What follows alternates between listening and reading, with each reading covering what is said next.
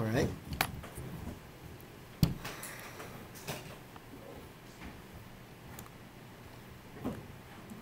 Now, ready? Okay. So up to this point of time, we already have a data frame. The data frame is called the A data frame, right? So how this A data frame was built, it basically is in this process, right? We split the data by time, right? Reserve the last period for the outcome, and the data before the last period was used for predicting variable, right? And this is the outcome variable. And then we have the entire data here in the A data frame, right? So this is what we do now, okay? We aggregate from X and Z and make it A, okay? And actually in this A data frame, there are two parts, okay? For those who, the entire data frame is 2A, 5A, 4, and this data frame can be used to do the probability model, because there is a column called by, right? And the by is a true, false, right? Isn't it, right? So this entire data frame can be used to do the probability model. But in order to do the numeric model, it died, right?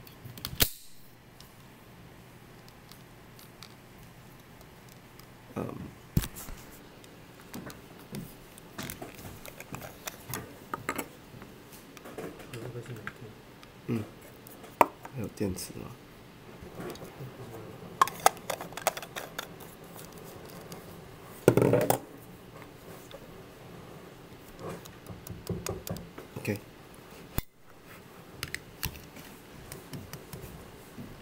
Hello. This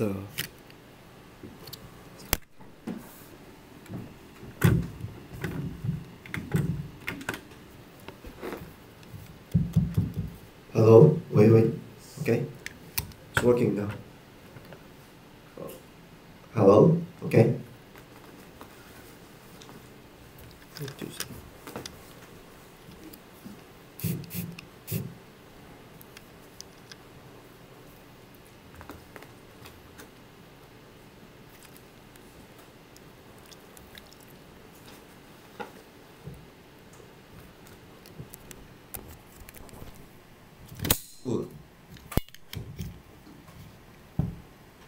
Okay, but in order to do the numeric model, you need to have the value in the amount, right? So only 13242 people has the amount within this data frame, right? So we can subset the A data frame to make an A2 data frame for the numeric model, right? So up to this point of time, we will do this. But we still need to split the data frame into training and testing, right? Okay, we need to do one split on the A and A2 data frame respectively, okay? Let's do the splitting now. Yes?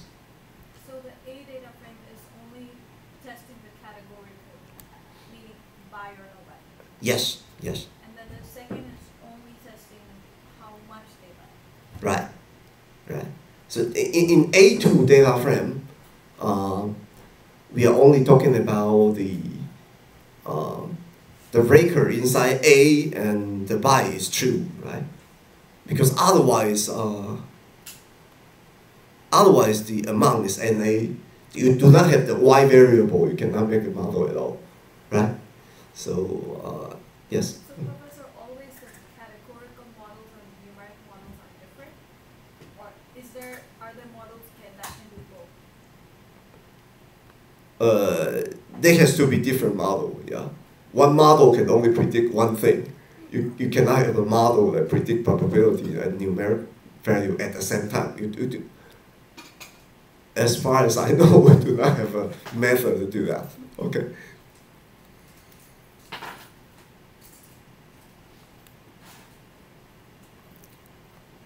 Okay, so now let's do the splitting, right? Reserve some data to assess the accuracy of this probability and the numeric model. Okay, so splitting, when we do splitting, we do this way, right? Usually we will use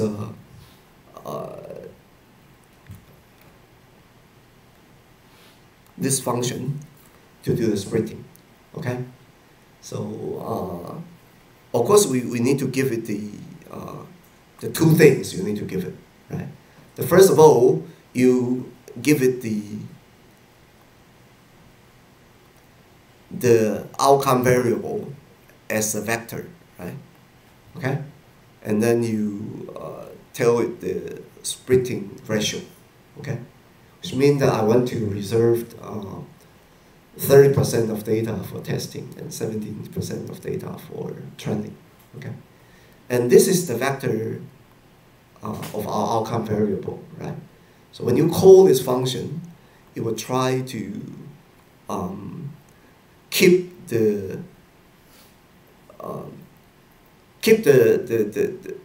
ratio of by the same, right, in the training and testing, right? Sorry? Professor, this is the data for the first 3 months? Yes. No. It already combined two things, right? Because in A data frame, you already have X and Y, right?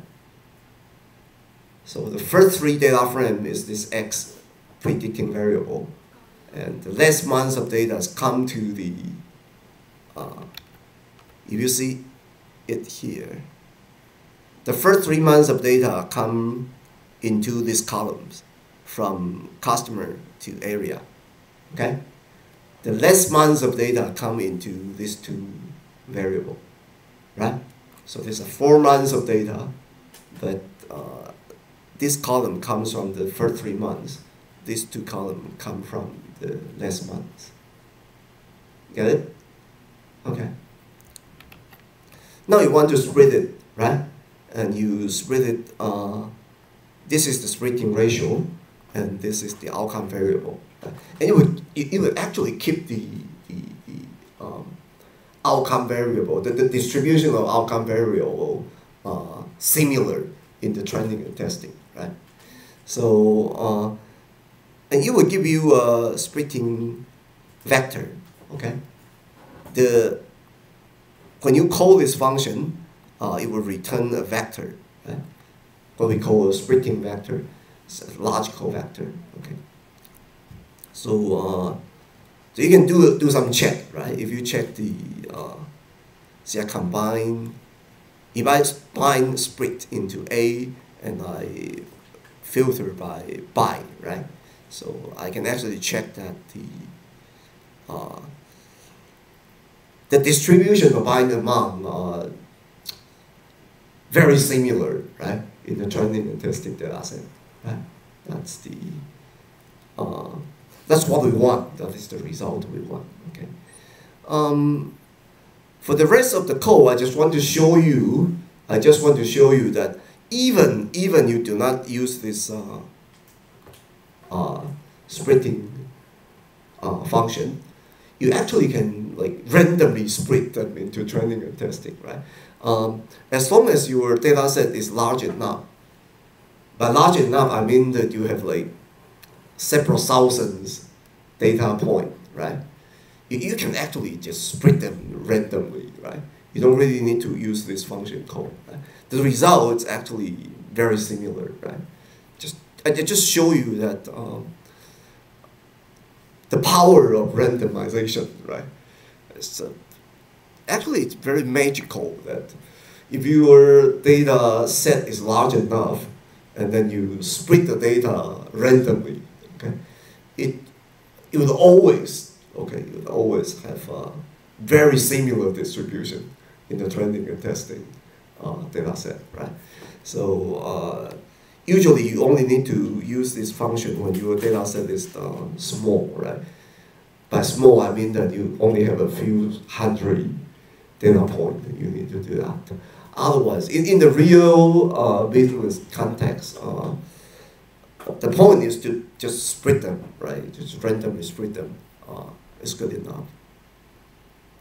So as long as we have this splitting vector, right? You need to do 2 times, right?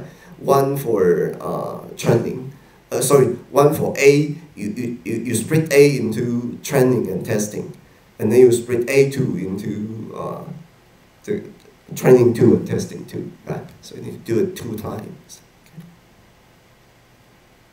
Okay? Professor, then in companies, do they pick it out randomly or do they do it like we did? Usually they would, you would call this function. This function is already there, right? So this function does it randomly or does it take the first 70 and then? No, it actually does randomly, right? That's why we want to put the set sit here. Okay, if I do not put the set sit, every time I run this function, I will get a different splitting vector, right? And for teaching purpose, I want to I don't want to change. If every classmate have a different splitting vector, then we may have trouble in later on in the class, right? So it actually did it randomly. So it will return a random splitting vector every time when you call the function. Okay? If we want to have the same randomized vector, then you need to put a sit here. Okay, you set the sit here right before you're doing calling the sample split. Then you will always have the same splitting vectors. Okay, it's still random, right? But everyone have the same random vector. The thing is like that. So you do the split. You have a splitting vector for A, right? And then you do, see, this is A2, right? A2 is a subset of A by, right? By is true false, right? So I only subset the customer in A who buy in February, right? So, and then I, see this? I mutate some of the columns by log 10, right? This is because I already know that this variable, they are skewed to the right very seriously. As you can see here, this is M, right? The medium is like 709, right?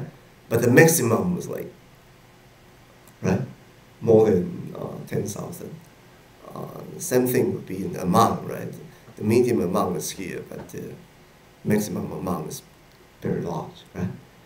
This would actually violate the basic assumption of linear regression, right? And because we are using linear regression and logistic regression, the normality assumption is kind of important, right? So in that case, here we do mutate, okay? We mutate the M revenue. Basically, all of the things that talking about, all of the columns that are talking about money, usually in the business context, we need to use log transformation, okay? So, and then, again, I do the sample, but this time I do the random sampling, okay? And you can see that the result is basically the same, okay? So up to this point, I have Z, X, A, we have 3 data frame, and we have 2 splitting vector, right? Okay? So I save it into TF3 and R data. So in TF3 that R data, I have enough of information to get the training testing for logistic regression, and I have the TR2 and TS2 for the linear regression. Okay? Any problem up to this point of time? Now, it's actually a very good practice to set what you have done, right? So otherwise, you need to like do this again, again, and again. This do not make sense at all, right? So set what you have done. Now, this notebook, we are doing data aggregation, data splitting, right? Basically, we prepare the data. We prepare the data to do to predict probability, and we prepare the data to do model for predicting buying amount. Problem? Question? Okay, no question. Let's move on. Okay.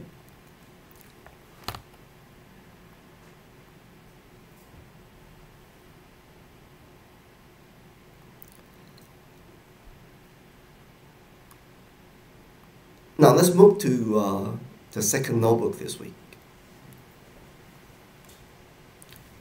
which is 6, Model 6.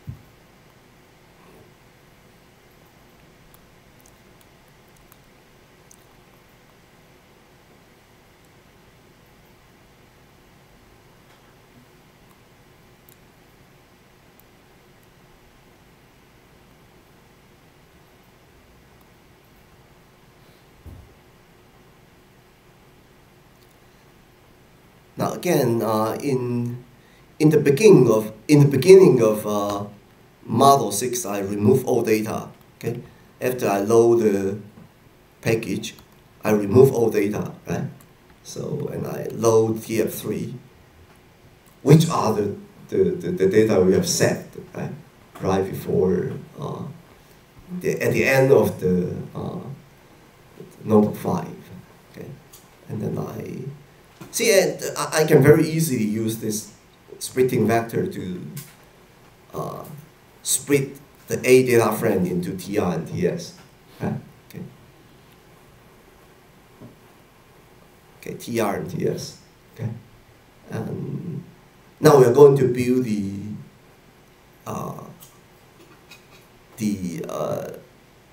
logistic regression to predict the probability of repurchase, right?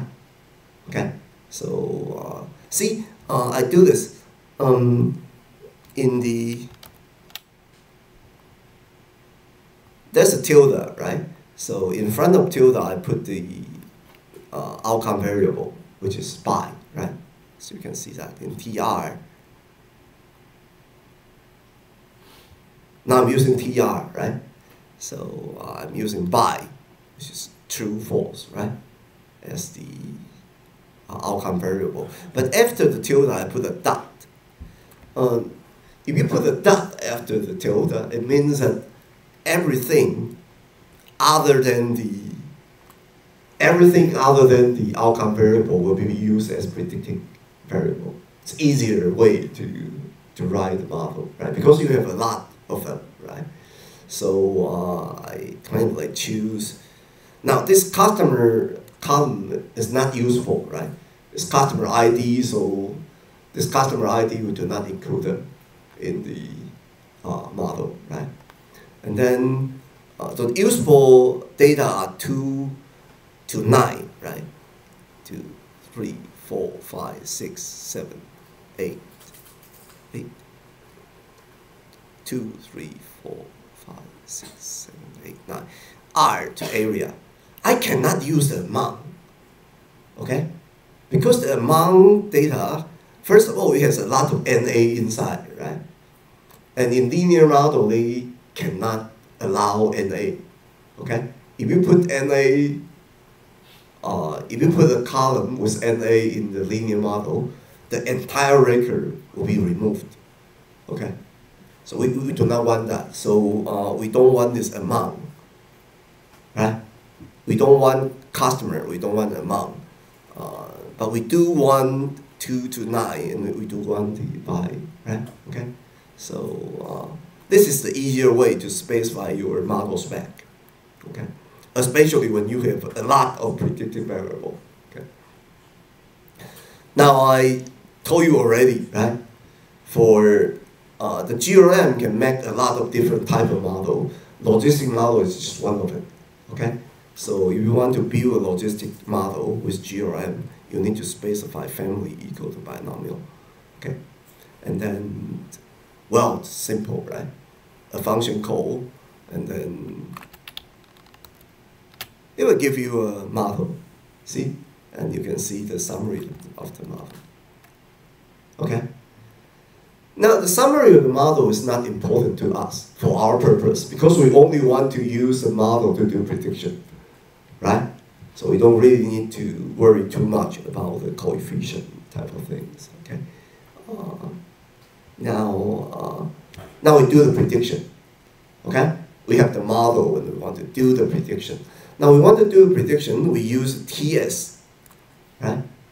We are using TS as the predicting, as the new data, right?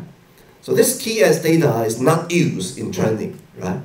So we use this testing data to predict, and use the model to predict the probability. And see that? See this, right? I told you, right? If you want to predict the probability with logistic model, you need to specify this argument, okay? There's no reason, it's just the syntax that it specifies, right? So if you want to, you call predict and give it the logistic model, the new data, and specify type equal to response, it will return a vector of predicted probability. Okay? It will return a vector of predicted probability. Okay? And I put it in object name pred. So after I call this function, I will have a a vector called pred, and the length of the vector is exactly the same as in the testing data set, right? Which means that for each point, for each customer in this testing data frame, I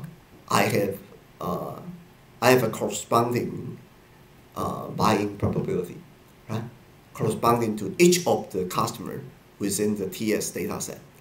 And we have like A576 customer in this testing data set, that we have like A576 probability. Okay? So this is the predicting probability. And then because they are in the TS data set, we already know the actual value of buy, right? See? This is the predicted probability corresponding to every customer, right? In this data frame, right? And then the actual value is here because it's testing data set. We actually know the actual value, right? So with these two things, I can build the confusion metric, right? See, the actual value is TS buy, right? The predicted value is actually the predicted probability larger than 0.5. See? So you have these two things. You basically have the confusion metric, right? This is the actual. Buy, no buy. This is the predict, buy, no buy. Get it? Okay. So if you want to see you can write you can calculate the accuracy, right, by this, right? Which means that you sum all of this four value, right? As it's this is a little bit complicated. Let me do this way.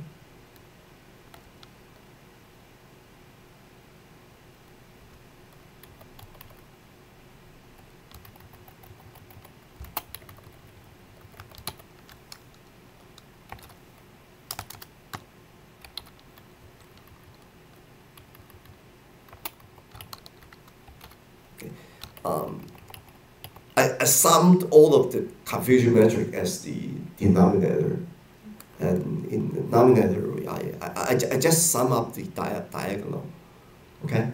So this is the accuracy, right? ACCTS is actually the accuracy. It's about 70%, okay? Now what is this? The mean of TS by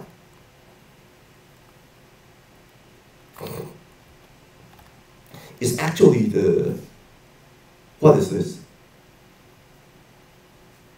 This is the average buy-in probability in the testing data set, right?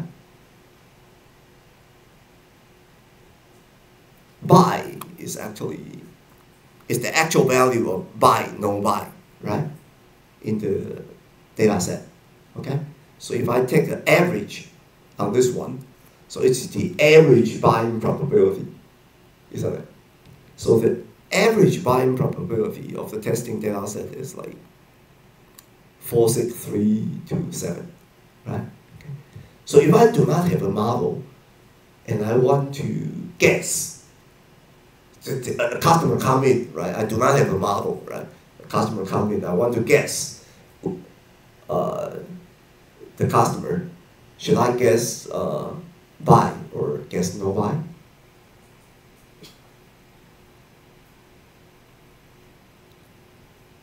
Sorry, can you please? See, I know that the average buy-in probability is just 46%, okay?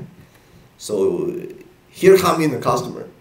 If I want to guess whether he will buy or no buy, I can only guess one. You will guess what? No buy, right? You guess no buy. So if I guess no buy, what is the percentage of accuracy? 1 minus. Yeah, that's what I mean by that. Okay? So if I do not use model and I always guess no buy, okay, I will have an accuracy of about 53%. Okay? Without model, or I should say this is the null model, the dummy model, right? I always guess no buy. Okay? I will still have accuracy. I will only have an accuracy of 53%. Okay? But if I do a model, I can increase the accuracy of predicting from 53% to 70%. See that? So this model actually has a lot of gain, right, in the accuracy. See? So 53% is 53 out of 100 times the person will not buy. Yes. And that 70% is. No, this is the accuracy. I'm not talking about 53.6% customer will not buy in average, right? That's right. But right now, the implication of this number is if I guess no buy for everyone, I will have my prediction right. And my accuracy will be 63.6%, right? Because we are comparing the model accuracy, okay, with the no model prediction, okay? This is the accuracy of no model prediction. This is not if the customer will buy or not. This is how accurate it is when I say that the customer will not buy. Yes, but they are the same, right? They should be the same. In average, this is the percentage that they would not buy. So if I guess everyone is no buy, I will have an accuracy of this percentage, right? This that the That means 50. the same thing, right? The number should be the same, right? Professor, then what is the 70%? The 70% is from our confusion metric. We can evaluate that if I do the prediction in this rule, right? I will have an accuracy of 70%. Right? Then what is the relation between the No, I just want to make the comparison, right? If you use model to do prediction, it will have a better accuracy. It will be more accurate than simply use average. So both are the same things, but 53% is without the model and 70% is with the model. Yeah. So with the model, 7 out of 10 times when I say no buy, I will be correct. Yes. So model is better, right? This is just to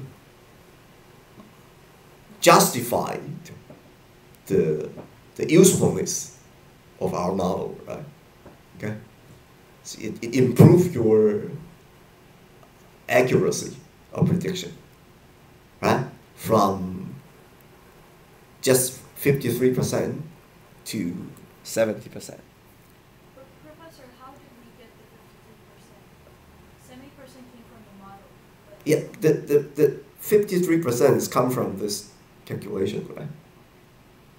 Okay? It's simply the average. I see the actual data, and I take the average of the actual data, and I just make prediction according to that average data. Then I will have the accuracy of 53%. But if I build a model to do the prediction, okay, then the accuracy would increase, will be raised to 70%. Okay, that's to justify why you bother to prepare the data and make the prediction. Right? It increased the accuracy a lot. Right?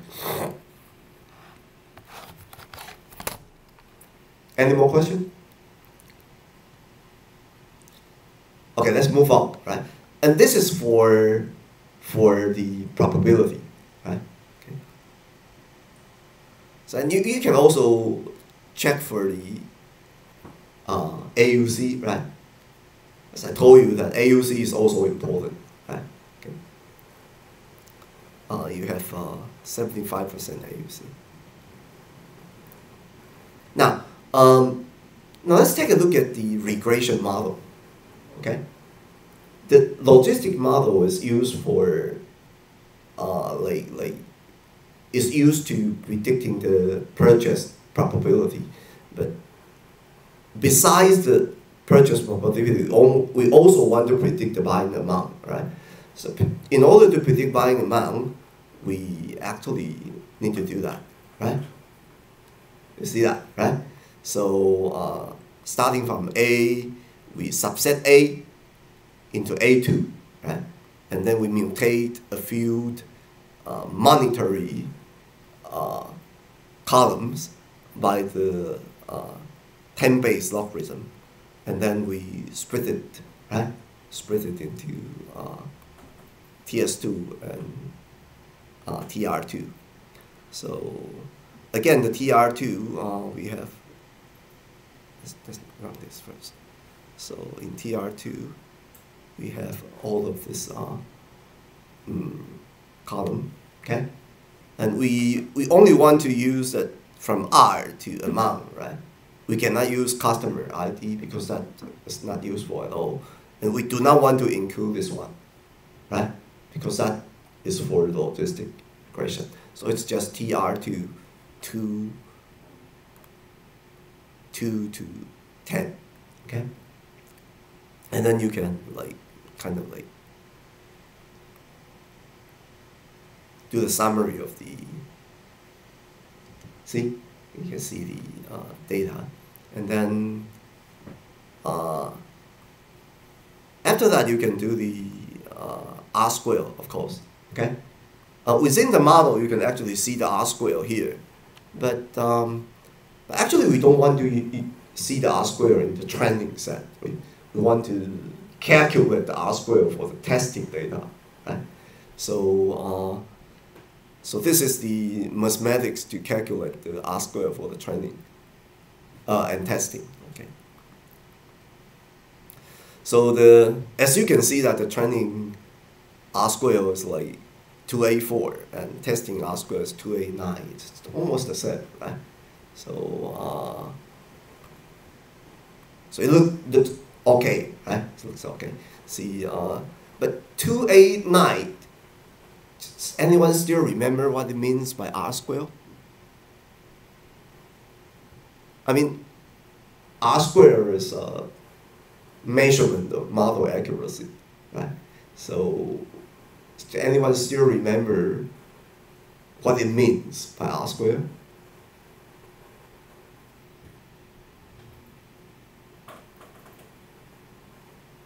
Anyone?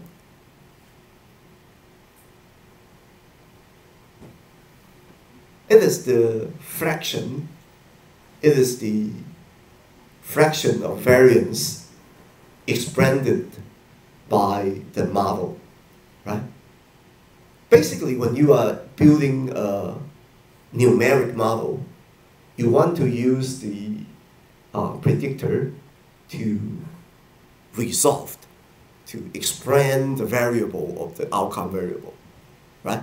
The variance of the outcome variable, because the outcome variable are changing, right? So you want to use the predictor to predict that the variance of the outcome variable. And it means that the model can predict about 28.9%, about 29% of the variance of the outcome variable.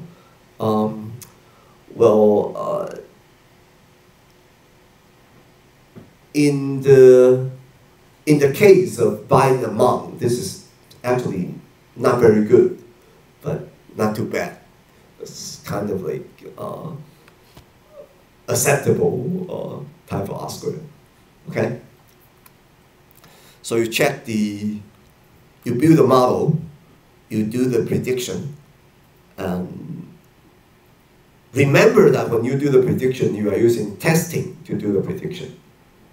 And then you use the testing data set to assess, to evaluate the accuracy of the model, right? So in our case, after we build the training model, we'll see that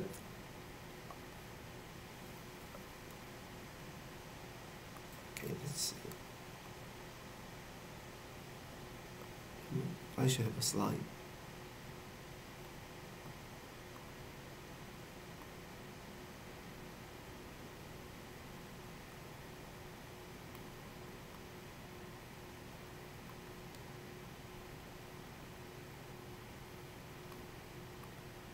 So,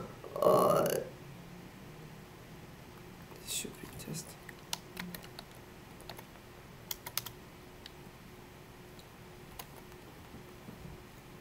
See, so you have training data, you use the training data to build a model, and use the testing data to evaluate the accuracy of the model.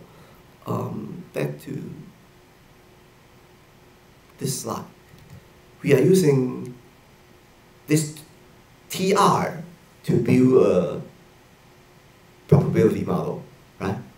And we use TS to test the accuracy of this training model, which is 70%, okay? We use TR2 to build a numeric, the buying among model, and we use TS2 to estimate the accuracy of this numeric model, and it actually can explain about 29% of the variance in the outcome variable. Okay, that's the point. Okay. Yes. How do we know if 29% is good enough? Well, actually, we do not know. In some area, the R square is quite high, and in some industry, the R square tend to be high. in some industry, the R-square tend to be low. It do not really have a very, it can be as high as like 50, 70%. And it could be as low as like 10%. Depends on the things, depends on the thing that you want to predict. For example, if we want to predict the stock price, the R-square is like very, very low, right? Because the stock price of things are very, very hard to predict. If you want to predict like temperature, it's like the R-square is very high because the accuracy is good, right? So it really depends on the thing you want to predict, but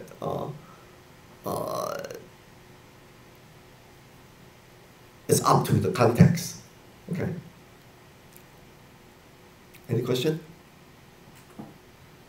Okay, so now we do the model, we do the prediction, and we do the accuracy estimation, right? Now we want to predict the future, right? We want to predict the future. What we mean by predicting the future is things like that. Now we do a model, right? The model is based on the last months of data we use it for Y, and the data before the last we use for X. We build a model so we can estimate the model accuracy here. We check the model accuracy here, right? But this is not our purpose, right? Our purpose is to use this model to predict the next month, right? We're pretending that we are at the end of the February now, right? Because this is the end of data, okay?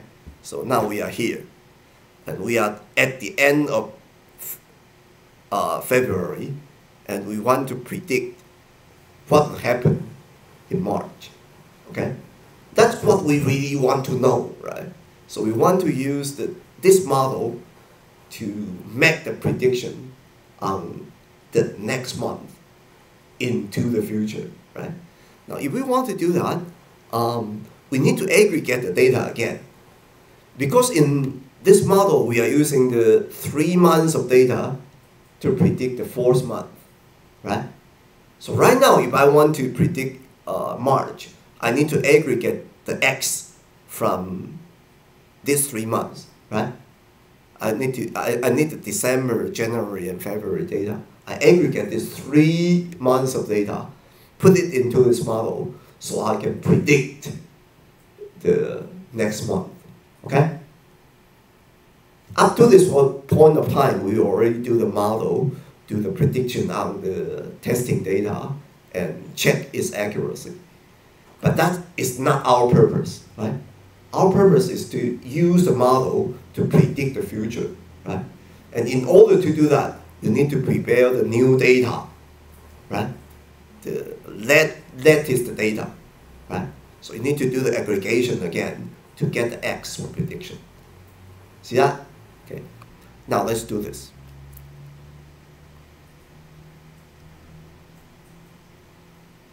More prediction.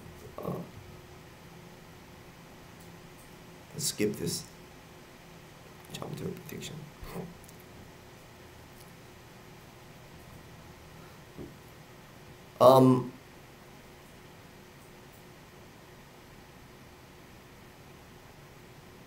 Now, as I say that this time when we do the aggregation, we want to aggregate the data from,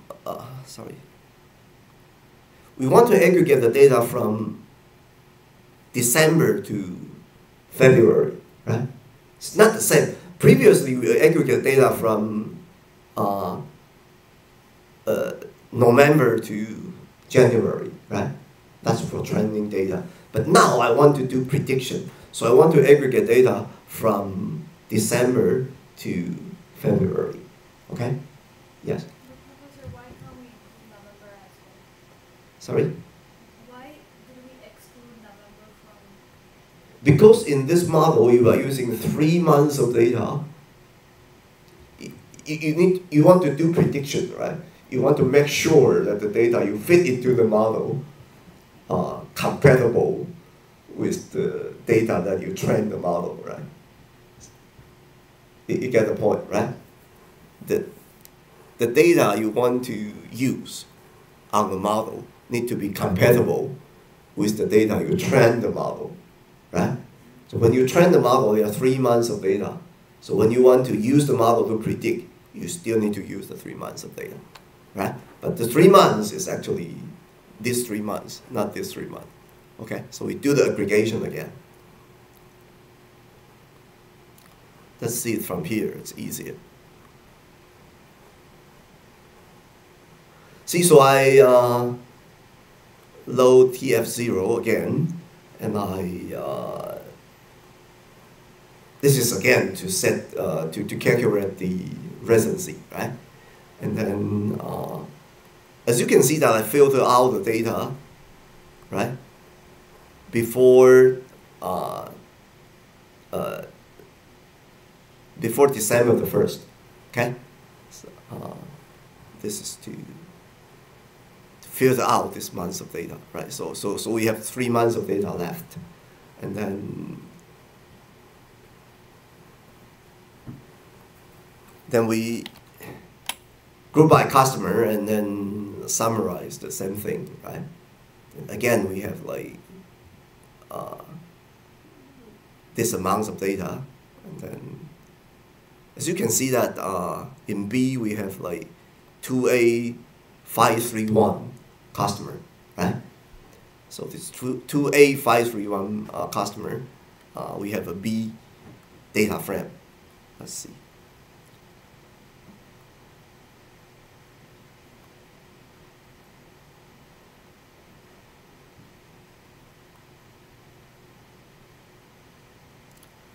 Now we have a B data frame with 2A531 customer, right?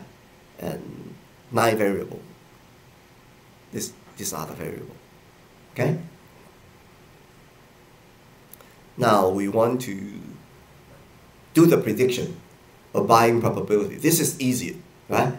Because you have B data frame, you have the model, and as I say, you need to remember to put in this for buying probability, okay? So after I run this function, I will have an extra column in data frame B, which is the buying probability of each of this customer, right? The 2A531 customer are the customer that buy from us in the last 3 months, right? So I want to predict whether they will buy in the next month. And after I run this, you can see a buy, okay? And this is the buying probability. See that? Okay. You can do the same thing for the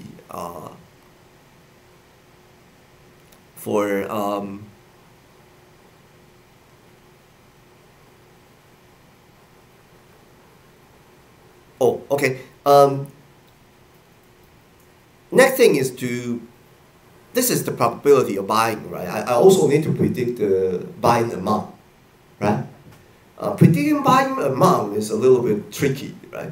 You need to remember that because some of the column has been log transformed.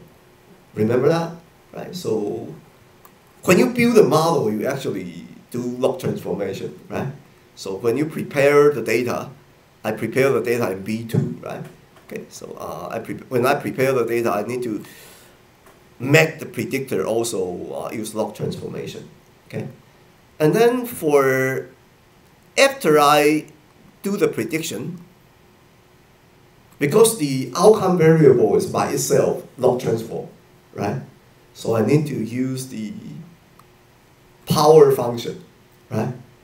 To like transfer the logarithm into the real number, right? If you want this revenue to be so the logarithm, when you do the log transformation, when doing the model, you need to remember to do the transformation to the corresponding transformation when you do the prediction, right? That's the thing that you need to remember. So So after I do this, I will have a revenue column, right? So in the result is in the useful result is actually in data frame B, right? So in data frame B, I have 2A531 customer. And for each one of this customer, I have a buying probability. And I also have the buying amount, expected buying amount. See? So in this way, we are using the historical data to predict the future, right? So for each of our customer, I actually have a predictive value. I can predict his repurchase probability as well as his expected buying amount. Okay. See, okay, let's take a break, and we'll be back at 10 after 11. Okay.